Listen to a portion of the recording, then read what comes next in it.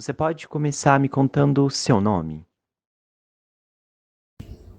Olá, eu me chamo Zete. Meu nome é Mariana. Meu nome é Júlia. Fernanda Sampaio.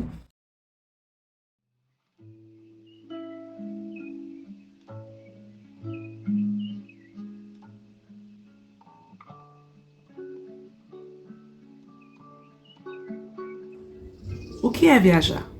Para que viajar? Por que viajar? Como viajar? O poeta Mário Quintana escreveu que viajar é mudar a roupa da alma. E é bem isso mesmo. Viajar é se permitir experimentar novos sabores, novos conhecimentos, novos desafios, novas culturas. É, sobretudo, experimentar.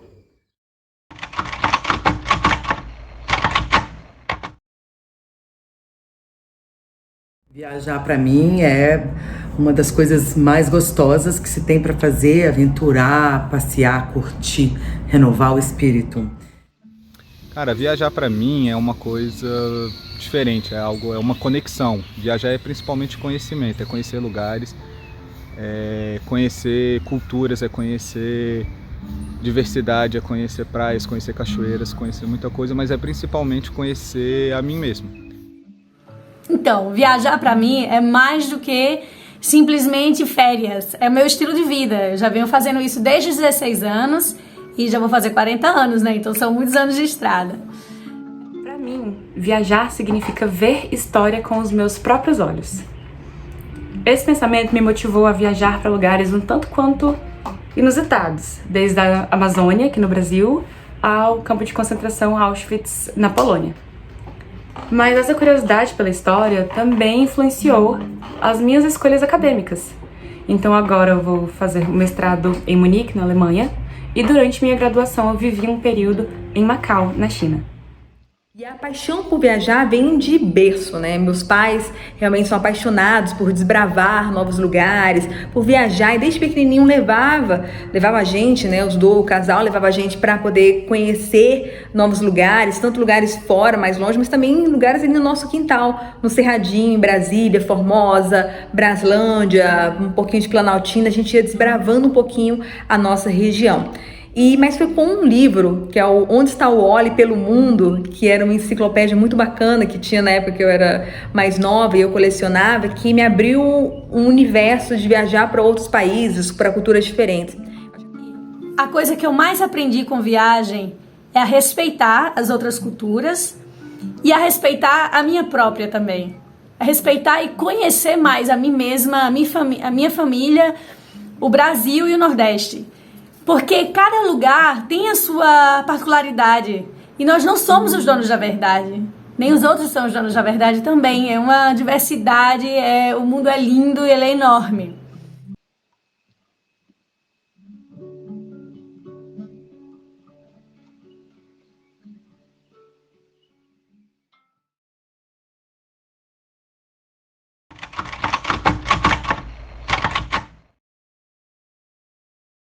Cara, eu tive uma grande mudança nesse ano. Eu acabei mudando para o lado do país e eu acabei mudando junto todas as minhas visões para o futuro. Então, quando eu comecei a pensar mais, tipo, entrar no ensino médio e comecei a pensar no que eu vou fazer para minha vida, o que eu vou fazer para a faculdade, pensar sobre o estado em que o nosso país está hoje em dia, eu acabei levando a minha cabeça para um lugar que eu nunca imaginei que ela ia parar, porque eu sempre via muita gente falando de intercâmbio e eu nunca me vi fazendo isso. Só que aí eu comecei a pesquisar, eu comecei a perceber que eu assistia muita gente de fora e me veio na cabeça que talvez não fosse uma ideia tão absurda e que talvez pudesse acontecer. Seria difícil, mas de alguma forma poderia acontecer. E acabei levando esse projeto para frente e acabou se tornando uma das minhas opções para o futuro, assim, futuro, uma longa data. Na verdade foi influência da minha irmã mais velha, Liana. Ela sempre viajou bastante, ela sempre detalhou que é importante aprender outro idioma. E então essa ideia surgiu dela e ela inclusive ajudou bastante, né, para eu poder sair daqui e ir para lá. Então foi mais influência dela mesmo.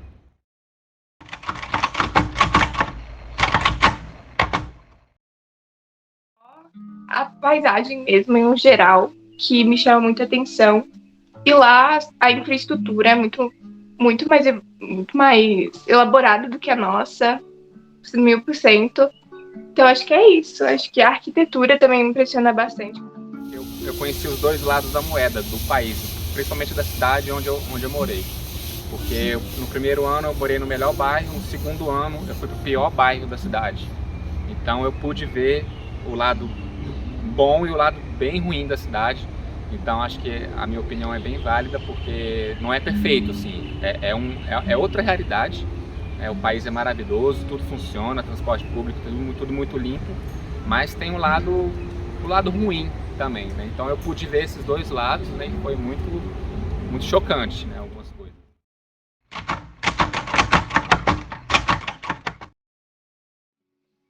Eu acho que a comida seria muito difícil, porque a comida do Brasil é incomparável, todo mundo sabe disso. Então eu ia sentir muito falta da comida daqui, principalmente tempero, mas com certeza meus pais, isso tipo, é algo que continua em tudo, na minha alma, no meu coração, porque eu sei que como eu não tenho muita... O meu financeiro não é suficiente pra gente ir e voltar toda hora, a gente se veria muito pouco, assim, durante o período e tudo mais. Eu passaria com certeza, tipo, as férias lá, porque eu não conseguiria voltar.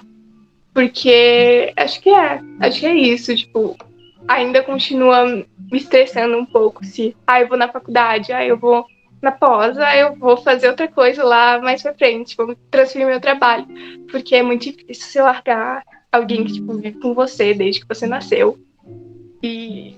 sabe, alguém que sempre tá ali, então você sente muita falta. E é com certeza essa parte mais difícil. Qual dica você daria hoje para alguém que tem o mesmo sonho que você teve, né, de conhecer o Canadá?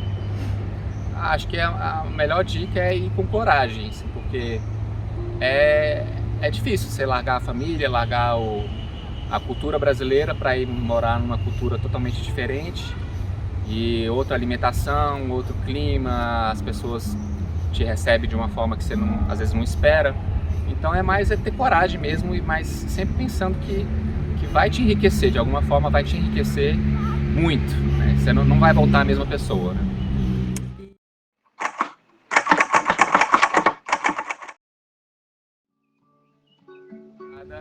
Eu achei que eu tinha perdido meu passaporte, estava no inverno, então eu usava 3 camadas de casaco, né? Tem aquela primeira pele e tal. E eu tava lá perto daquela rua mais perigosa que eu falei agora mais cedo. E aí eu caminhava até o trabalho, era mais ou menos meia hora caminhando, inverno, aquela coisa toda bem fria, e passava pelas ruas dos drogados lá, que é a Hastings Street, em Vancouver, que é uma rua enorme de quilômetros que você tem acesso a essas pessoas, e você caminha. Tem seringa no chão, então é um negócio muito louco. E aí cadê meu passaporte? Eu não estava encontrando, né? Fui lá no gerente do bar e nada, eu comecei a ficar desesperado. E o gerente do bar falou que morou lá em São Paulo e que a Cracolândia era tão ruim quanto essa rua. Eu falei, cara, roubaram meu passaporte, só sendo que estava no meu bolso, primeiro bolso aqui do casaco, né? Nas camadas, assim. E foi engraçado, porque eu fiz mal barraco lá, achei que tinha me furtado o passaporte, sendo que estava no meu casaco, né? Foi uma situação por causa do inverno, né? E um caso muito interessante, algo que foi muito marcante para mim, foi quando eu estava terminando a faculdade. Eu ainda não tinha terminado a faculdade, né? Eu sou formado em publicidade e em ciência política, e estava terminando a faculdade de ciência política na UNB e fui para o Fórum Social Mundial em Belém, isso foi 2008. E aí eu viajei depois de lá pela Amazônia e para Venezuela. E eu estava jubilado da universidade, ou seja, eu tinha sido expulso da universidade, e porque eu não tinha entregado minha monografia ainda. Mas eu fui para a maior cachoeira do mundo. E ali eu fiquei muito emocionado, porque eu me senti realizado, eu me senti pleno, assim, muito feliz, porque assim, eu estava jubilado, eu estava desempregado, tudo, mas eu estava na maior cachoeira do mundo, que é o Salto Ángel, lá na Venezuela. E isso para mim foi sensacional, foi uma sensação que eu nunca mais... que é muito difícil sentir, né? Que é você estar realmente feliz, muito feliz com o que você está fazendo e onde você está, E por isso que eu digo que ali eu me conheci melhor e consegui saber um pouco mais de quem era o Danilo e de quem eu queria ser e do que eu queria fazer. Quando eu fui para os Estados Unidos, que foi a primeira vez, que foi as coisas que eu não esqueço nunca, né? Que faz muitos anos, mas eu lembro perfeitamente bem. Dizia, nossa, mas nos Estados Unidos, lá na região onde eu morava, as pessoas reclamavam que eram pobres porque não tinham dinheiro para fazer compra no final de semana. E pra mim aquilo era muito louco. Eu dizia, mas como assim? Mas todo mundo tem carro, todo mundo mora numa casa legal. Eu disse, mas no meu país, pobre não tem nada. E mesmo assim, quem é mais humilde, quem não tem muita condição, vai na praia, se junta com os vizinhos, com você, leva uma farofa e tá lá se divertindo. Eu saí de Londres, isso aconteceu em 1989. E a ida para a Tailândia, que foi Londres para Bangkok, já foi uma aventura, porque era o Aeroflot, um voo que parava em vários lugares na Rússia até chegar em Bangkok.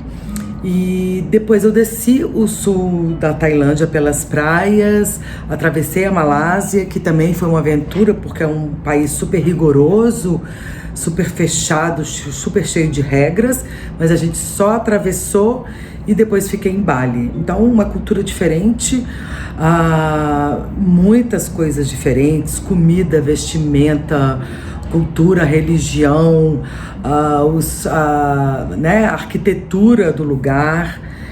E foi muito bacana, assim, né? Eu era mais jovem, bem mais jovem, mas marcou bem a vida e, assim, foi uma experiência e tanto é. Mas eu acho que o que eu posso mencionar aqui é a diferença cultural. Eu tive que me adaptar a zonas diferentes em relação a horários, comidas completamente diferentes e não, as pessoas não comem cachorro na China, pelo menos não assim abertamente. Mas as comidas de fato são muito diferentes. Eu tive que me acostumar a comer carne de pato, por exemplo, que eu nunca tinha experimentado antes. Ou às vezes ir no mercado e ver sapos vivos à venda também era uma coisa que me surpreendeu. Além de costumes também relacionados à tradição e hierarquia, que para eles é muito forte. Quando eu fui pro Catar, eu fui pro Oriente Médio, eu tava começando, na verdade, a faculdade, quando a Al Jazeera, que é uma empresa de TV árabe, ela foi para a Universidade de Brasília, para a UNB, e eu achei super interessante a proposta da TV. E eu fiquei 2 anos buscando patrocínio, porque eu tinha decidido fazer minha dissertação no Catar, na Al Jazeera. Só que assim, lógico, né, eu não sou de família rica, não tinha dinheiro. Eu falei, gente, como é que eu vou conseguir recursos para isso? E saí pedindo dinheiro para Deus, o mundo e o universo. E até que eu consegui vários patrocinadores para conseguir fazer essa viagem, ir para o Catar, ficar lá na Al Jazeera, entendendo mais sobre a emissora árabe lá em Doha. E essa viagem foi muito especial para mim. Foi a primeira viagem internacional, já uma mulher sozinha para o país do Oriente Médio. E lá eu passei por poucas e boas, né? Assim, as pessoas não sabiam que eu era brasileira, obviamente, eu não estava usando véu, mas tem esse meu narigão aqui, o pessoal falava, se achava, e alguns traços um pouco árabe, achavam que era uma árabe que não estava usando véu, nem se cobrindo, nem nada. Chegou a um ponto de um senhorzinho correndo atrás de mim, jogando pedras em mim, eu tendo que gritar em árabe, eu fiz língua árabe, né? Na Brasília tum, na Brasília tum, eu sou brasileira. E convivi com outras diversidades culturais, né? Assim, nessa mesma viagem, eu fui comprar uma camisa de futebol pro meu namorado. Na época eu tinha 19, 21 anos, uma coisa assim. E aí o moço perguntou, é pro seu filho? Aí eu, não é pro meu filho, não tenho filho. Ele já achou estranho, uma mulher com 21 anos não tem filho? Como assim? Aí ele, então pro seu marido. Eu, não, eu não sou casada.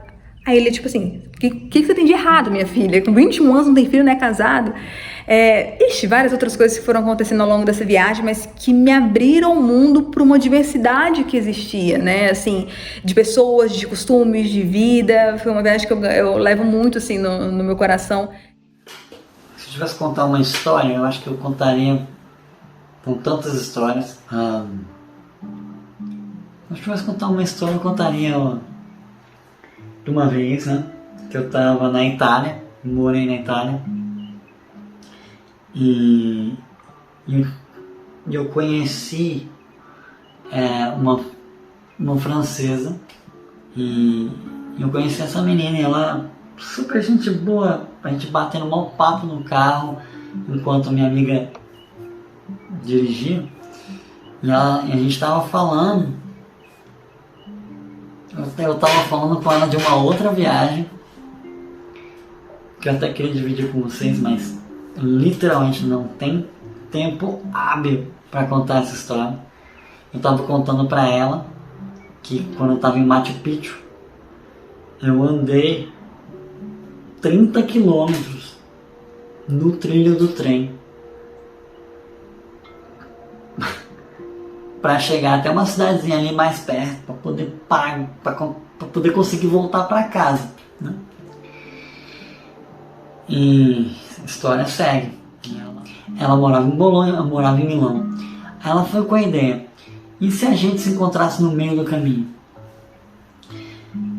No meio de caminho entre Milão e Bolonha são exatamente 100 quilômetros.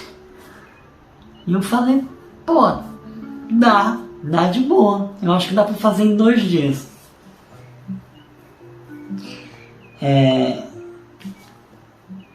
Engraçado, né? A gente ficou nesse desafio, né? Vamos fazer? Vamos fazer. E a gente combinou ia se encontrar na metade do caminho entre Bolonha e Milão. E eu boto uma fé nessa mina porque ela não só falou como ela fez, né? E foi muito engraçado, porque eu me preparei inteiro, botei minha máquina fotográfica, uma Canon 7D pesada, com sei lá o que, umas pernas de manequim que eu achei no lixo de uma outra viagem lá na França. Eu ia tirando foto das pernas em diversos locais e botei tudo isso na mochila, a mochila levemente pesada, ou seja, 100 km a pé. Eu não sei, eu pensava que era mais fácil, vou ter que ser sincero.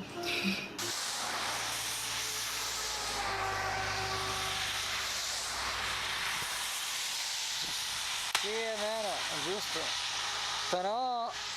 Però io sono qua ancora. Boh. Ma non è...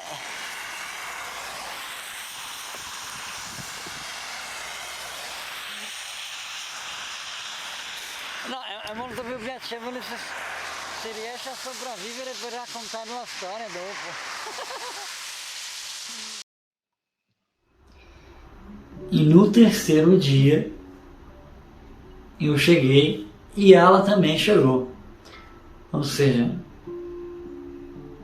a gente cumpriu com o desafio que era andar até na metade do caminho entre Bolonha e Milão. Acho que não todos sabem a importância de que viajar pode mudar o seu mundo.